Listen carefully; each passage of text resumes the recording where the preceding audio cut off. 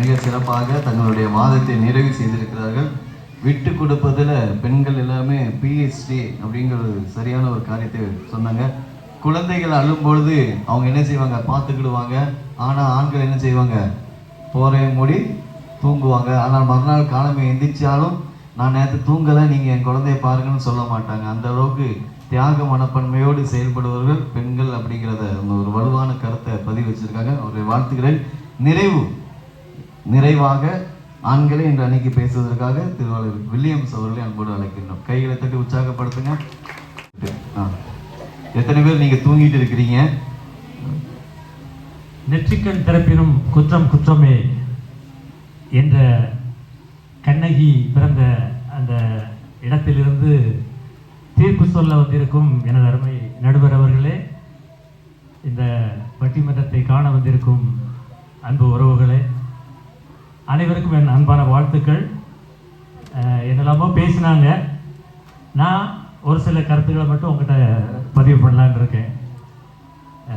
இன்னைக்கு வந்து தனி குடித்தனம் அப்படிங்கிற ஒரு டாப்பிக்கை நான் உங்க முன்னாடி கொண்டு வர போகிறேன். இன்னைக்கு கல்யாணம் ஆகி புதுசாக கணவன் மனைவி வெளியில் போகிறாங்க. அப்போ கிட்டத்தட்ட அதுக்கு வந்து 90% தடையாக இருக்கிறது யாரு, நீங்களே சொல்லுங்க. என்ன ஒன்றும் சத்தம் இல்லை, கண்டிப்பாக பெண்களாக தான் இருப்பாங்க. அந்த தனி குடித்தனம் என்ற ஒரு அந்த டாபிக்கு ஆண்களால் பதில் சொல்ல முடியாது, பேச முடியாது. ஆனால் அந்த தனி குடித்தனம் போகிறதுக்கு வந்து கண்டிப்பாக தடையாக இருக்கிறது பெண்கள் தான். ஆண்கள் வந்து மகிழ்ச்சியை கொண்டு வரணும் அப்படின்னு தான் நினைப்பாங்க. ஆனால் பெண்கள் வந்து இந்த டாப்பிக்கில் வந்து கண்டிப்பாக வந்து முன்னணியில் இருப்பாங்க அப்படிங்கிறது என்னோட கருத்து. புதுசாக ஒரு கல்யாணம் ஆகி சென்னையிலேருந்து அவங்க என்ன இருக்காங்க, சேலத்துக்கு மாறிட்டாங்க. எனக்கு தெரிஞ்ச ஒரு இதை சொல்கிறேன். அப்போ இவங்க சென்னையில் இருக்காங்க, அங்கே உடனே போய் வீடு பார்க்க முடியல.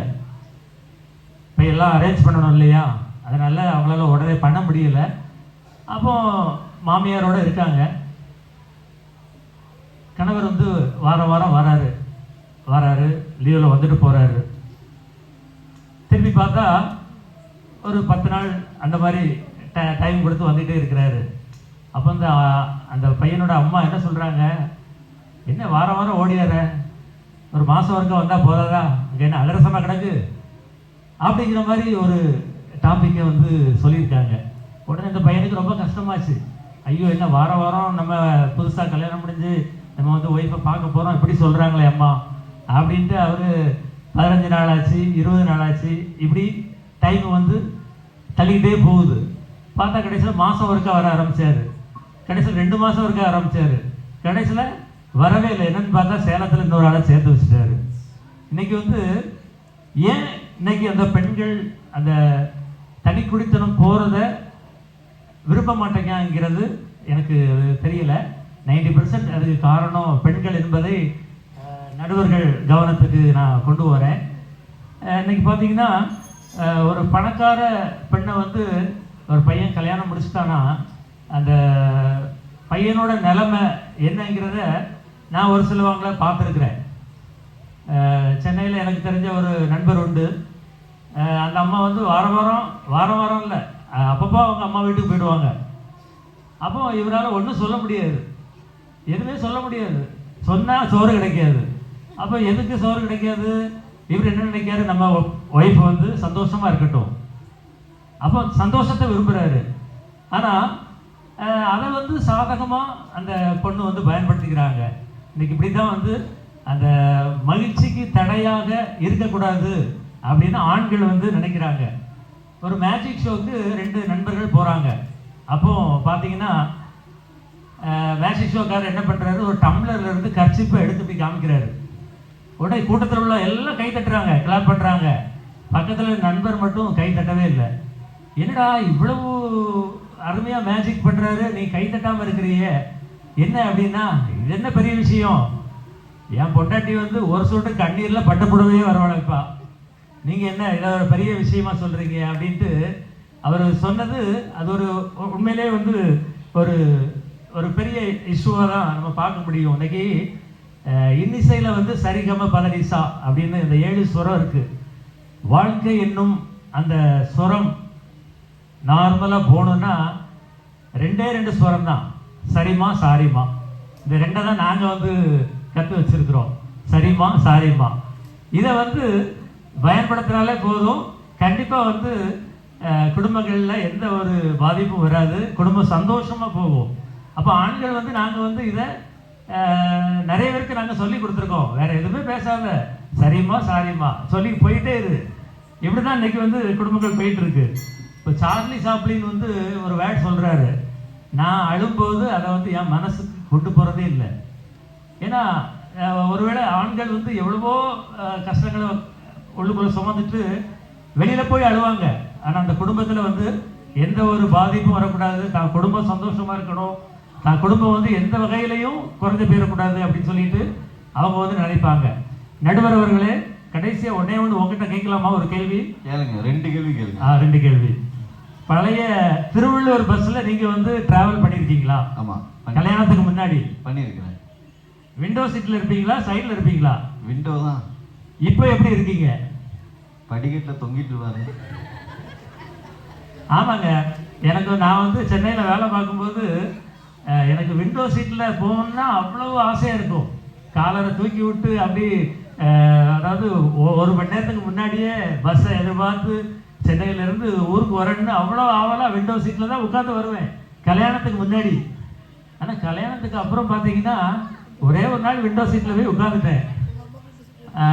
கொஞ்ச நேரத்துலேயே இப்படி சத்தம் வந்துச்சுது. என்ன அப்படின்னா, வாந்தியா? வாந்தி இல்லை, கொஞ்சம் இங்கே மாறி உட்காருங்களா, என்னால் இருக்க முடியல. இல்லைம்மா, நான் வந்து இப்படி தான் விண்டோ சீட்டில் இருந்தால் நான் வந்து பழகியிருக்கேன். இல்லை, நான் மாறி தான் உட்காரணும். கொஞ்சம் நேரம் பார்த்தீங்கன்னா மூஞ்சே மாறிட்டு அந்த டிராவல் எனக்கு பிடிக்கல. என்ன பண்ணேன், நானாக வந்து விண்டோவில் இருந்து மாறி இங்கே வந்து உட்காந்துக்கிட்டேன். இன்னைக்கு வர அந்த விண்டோ சீட்டு அவுட்டு. அப்போ எவ்வளோ பெரிய சாதனையை நாங்கள் பண்ணியிருக்கோம், எவ்வளோ பெரிய இதை நாங்கள் விட்டு கொடுத்துருக்கோம். இது விட்டு கொடுப்போமா இல்லையா? குடும்பத்தின் மகிழ்ச்சிக்காக நான் வந்து விட்டு கொடுத்தேன். பின்னாடி சீட்டு போயிட வேண்டியதானே நீங்க? போயிருக்கலாம், ஆனால் எல்லாம் ஃபுல்லாக இருக்கும்போது எனக்கு விண்டோ சீட்டு தானே வேணும், பின்னாடி இருந்து ஒன்றும் பிரயோஜனம் இல்லையே. அப்படி பார்த்தீங்கன்னா இன்னைக்கு வந்துட்டு குடும்ப மகிழ்ச்சிக்கு நாங்கள் வந்து பெரிதும் காரணமாக இருக்கோம். இது வந்து ஆணித்தரமான உண்மை, இதை யாரும் மறுக்க முடியாது.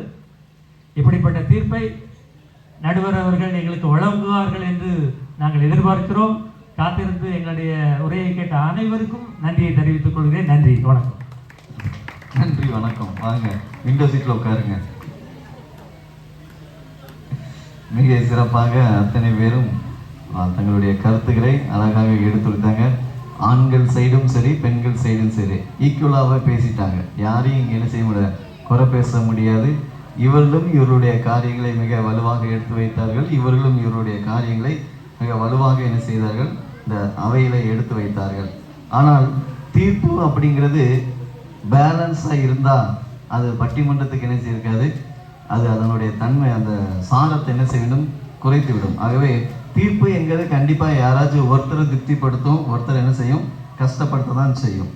சரி, கணவன் வந்து பொதுவான காரியங்களை பேசிக்குவோம். அது கணவன் என்று பொதுவாக தான் படிக்கவில்லைனாலும் தன்னுடைய மனைவியை எப்படியாச்சும் ஏதாச்சும் படிக்க வச்சு நல்ல நிலைமைக்கு வரணும்னு ஆசைப்படுவாங்க. கடலுக்கு எப்படி கரை இம்பார்ட்டண்ட்டாக இருக்கிறதோ, படகுக்கு எப்படி ஒரு துடுப்பு முக்கியமாக இருக்கிறதோ, பட்டத்துக்கு எப்படி ஒரு நூல் முக்கியமாக இருக்கிறதோ, அதே மாதிரி தான் குடும்ப வாழ்வின் மகிழ்ச்சிக்கு ஆண்களுடைய பங்கு மிக முக்கியமாக இருக்குதுன்னு சொல்லலாம். ஆனால் இதே நேரத்தில் நம்ம பெண்களையும் யோசித்து பார்க்கணும்ல. அப்போ பெண்கள் வந்து சமைப்பதற்கு கூட அநேக காரியங்களை விட்டு கொடுப்பாங்க. ஏன்னா இன்னைக்கு கூட காலமே ஒரு காய் நறுக்கிட்டு இருக்கும்போது ஒரு குடும்பத்திட்ட கேட்டேன், ஆண்களுக்காக நீங்கள் எதெல்லாம் விட்டு கொடுத்தீங்க அப்படின்னா, எல்லாத்தையும் விட்டு கொடுத்துட்டேன், அவங்க என்ன சாப்பிடுவாங்களோ அதுக்கேற்ற மாதிரி என் வாழ்க்கையே மாற்றிட்டேன் அப்படின்னு சொன்னாங்க. மிக அருமையான ஒரு பாயிண்ட் நினச்சாங்க, எடுத்து கொடுத்தாங்க. அப்போ மகிழ்ச்சி என்பது தங்க தட்டு வாங்கி கொடுப்பதில் கிடைக்காது, ரூபா நோட்டை கெட்டுக்கிட்டா கொடுப்பதிலும் கிடைக்காது. மகிழ்ச்சி என்பது அது விட்டு கொடுத்தல தான் என்ன செய்யுது, கிடைக்குது. அப்போ இந்த விட்டு கொடுத்தல வந்து ஒவ்வொருத்தரும் எப்படி இருக்கிறாங்க அப்படிங்கிறத நம்ம பேசணும்.